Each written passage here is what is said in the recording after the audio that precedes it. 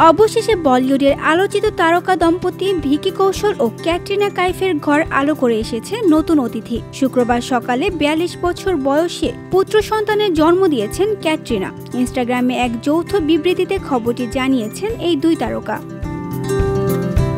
ক্যাটরিনা ও ভিকি তাদের official Instagram থেকে এক যৌথ বিবৃতিতে লিখেছেন, আমাদের জীবনে আনন্দের উপলক্ষ এসেছে। ভালোবাসা ও কৃতজ্ঞতার সঙ্গে আমরা আমাদের পুত্র সন্তানকে স্বাগত জানাই। এই পোস্টে বাবা মা হওয়ার অপার আনন্দ ও সবার প্রতি কৃতজ্ঞতা প্রকাশ করেছেন তারা।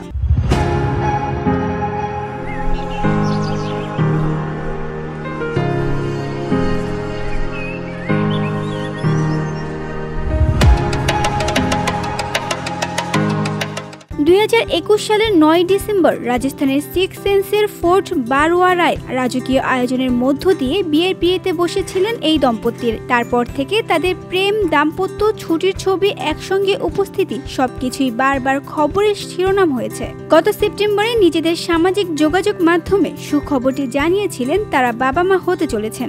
এরপর থেকেই বলিউডের অনুরাগীরা অধীর আগ্রহে অপেক্ষা করছেন সেই বিশেষ দিনের জন্য। কবে আসছে ভিকি ক্যাটের ঘরের নতুন সদস্য, তা নিয়ে সোশ্যাল মিডিয়ায় চলেছে নানা জল্পনা আলোচনা। VOD Bangla news desk.